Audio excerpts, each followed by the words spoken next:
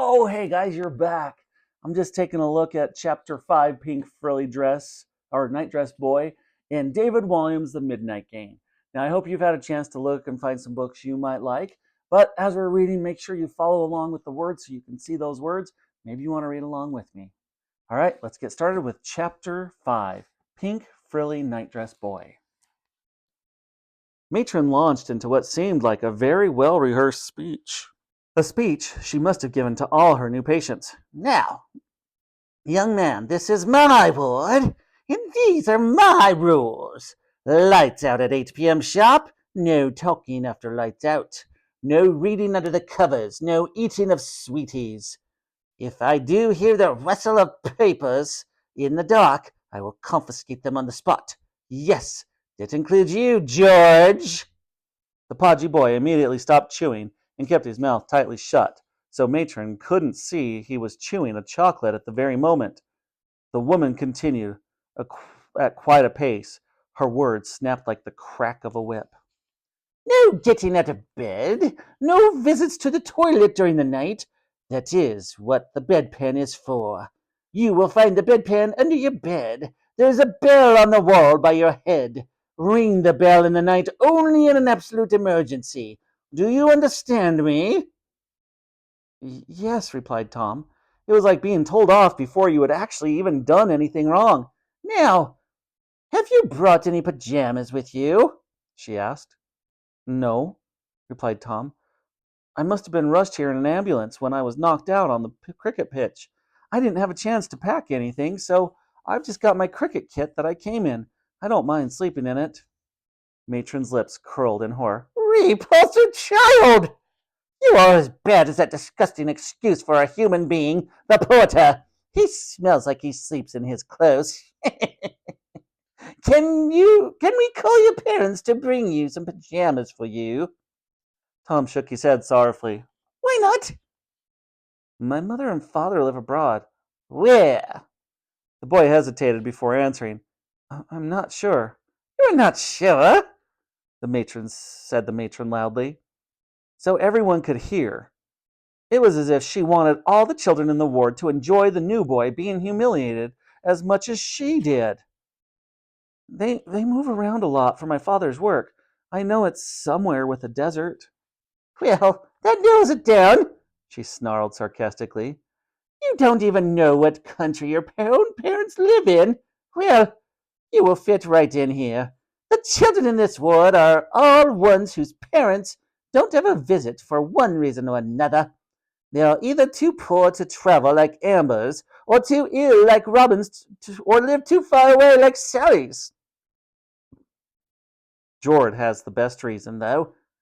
Would you care to explain why your parents never visit George? Nah, the boy muttered in his Cockney accent.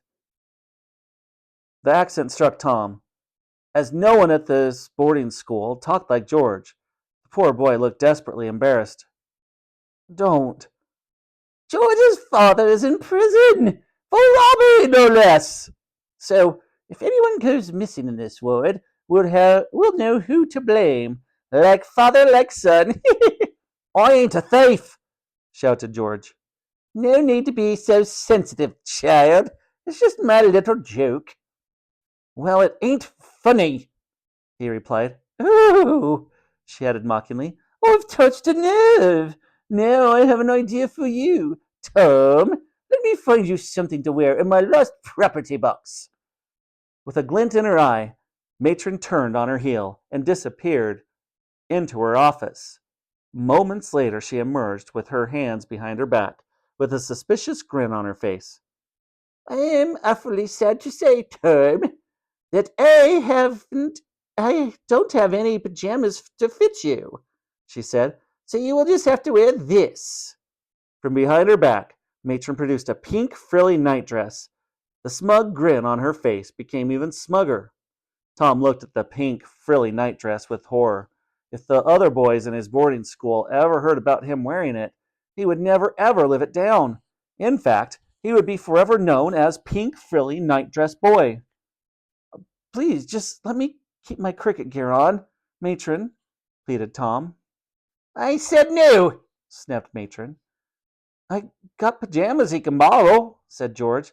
Don't be ridiculous, child, replied the lady in a flash. Look at the size of you, boy. They will be far too big. Your pajamas would be too big for an elephant. Once again, no one laughed except Matron. Now, get this on right away, or I will report you to the principal of the hospital, Sir Quentin Strillers. He would take a very dim view of a boy like you, and could have you thrown out in the street, said the lady, as she whisked the curtains around the boy's bed. He stayed on the outside, leaving Tom to try to wiggle out of his clothes and into the nightdress on his own. Quickly, ordered Matron. I'm nearly there, called out Tom as he pulled the thing over his head. Okay, he said, even though he felt far from okay. Matron then whisked the curtains back to reveal Tom. There stood pink frilly nightdress boy in all his pink frilly nightdress glory. Actually, it suits you, said George. I so wish I could see it, murmured Robin. No, you don't, replied Amber. Chapter 6. Up to No Good. Tom had had some humiliating things happen to him at his school over the years. There was the time when his short split while he was doing gymnastics. His clay spun off the wheel in pottery class and hit his art teacher in the face, sending her flying. He bent over to pick up a book from the floor in the library, and he blew off loudly. He left the toilet cubicle with the toilet roll trailing from the back of his trousers. He was in the school cafeteria when he slipped on some gravy and landed headfirst into some blancmange. He was holding his violin the wrong way around in music class, wondering why he wasn't making a sound, until he realized the strings were facing down. Some of the older boys had his game kit, so he had to play rugby in his underpants. He had to put on a tight-fitting, all-in-one bodysuit with a tail stuck to his bottom. He was meant to be a cat. And he had to sing and dance for a production of the musical Cats. He thought it might be a trick question when his maths teacher asked him what 2 plus 2 was, so he answered, 5. Chalk dust set off a sneezing fit, and he sneezed right in the headmaster's face, covering Mr. Threws in snot. But now, here he was, standing in the middle of a hospital ward, wearing a pink frilly nightdress. It fits you perfectly, laughed Matron. Once again, it was only her that was laughing. Then she checked her watch, which was pinned to her uniform. 1 minute past 8.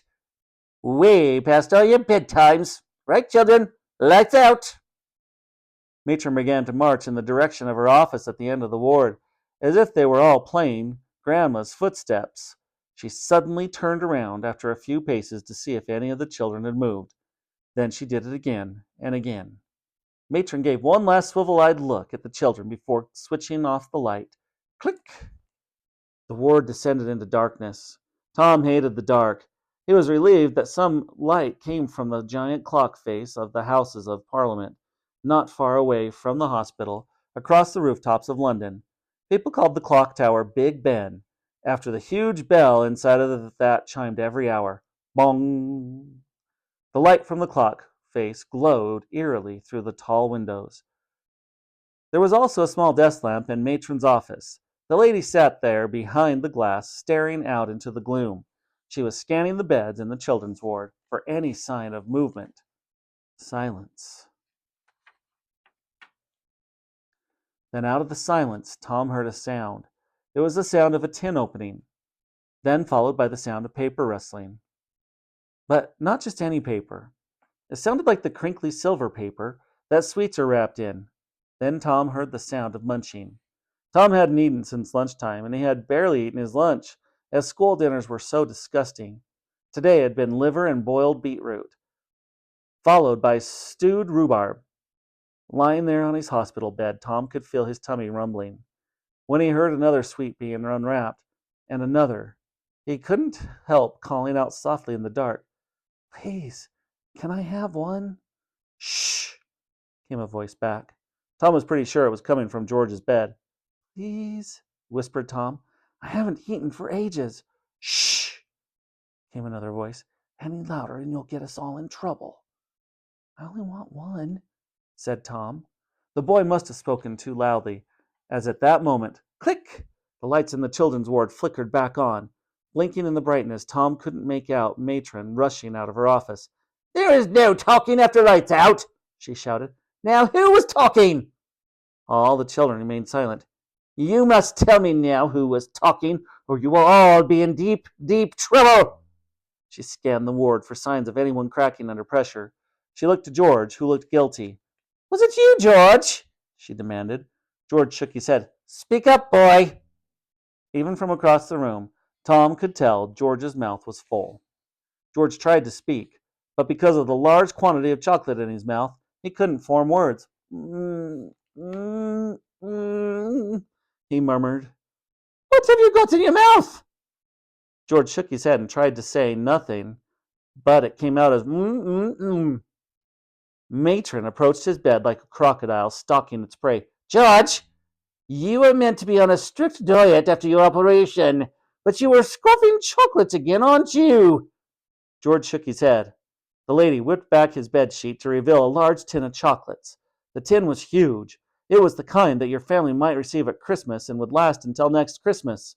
You greedy pig, said Matron. These are confiscated. With that, she snatched the tin from his hands and whipped the tissue from a nearby box. Now spit out the one you have in your mouth.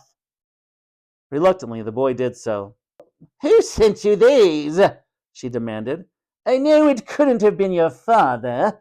I am not sure they are allowed chocolates in prison. Tom could tell George was angry, but the boy was doing his best to keep it in. They came from me local news agent, replied George. I'm his favorite customer. I bet you are. Look at the size of you. You see, knows I love these chocolates the most. What is that stupid man's name? Raj, replied George. Raj what? Raj the news agent. I mean, what's his surname, you foolish child? Don't know. Well, I will try and trace him, with any luck, have his shop closed down. After your operation, you are forbidden from eating chocolates, George. Sorry, Matron. Sorry isn't good enough. The hospital principal, Sir Quentin Strillers, will have to be told about you, defying doctors' orders like this, George. Yes, Matron, answered the boy sorrowfully. I will deal with you in the morning. Now go to sleep, all of you. Matron stalked back to her office. Once again, like Grandma's footsteps, she turned around several times to check the children were still as statues. Click! The lights went off again, and Matron sat in her office. After a moment, the lady did the most incredible thing. She opened the tin and started scoffing the chocolates herself. Matron seemed to like the big purple-wrapped ones the best, as she made her way through them at quite a pace. She had barely popped one in her mouth when the next one was already being unwrapped, ready for scoffing. Time passed, and the more she ate, the sleepier she became. By 9 o'clock, her eyelids were flickering. Still she ate and ate and ate.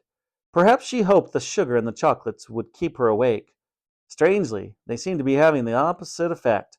By 10 p.m., her eyes were closing for a few seconds at a time. Still she ate and ate and ate. By 11 p.m., she was desperately trying to prop up on her head in her hands, but it was becoming heavier and heavier and heavier. The scoffing slowed down, too, and soon the chocolate mush dribbled out of her mouth, and her head hit her desk with a loud thud. Through the glass, Matron could be heard snoring.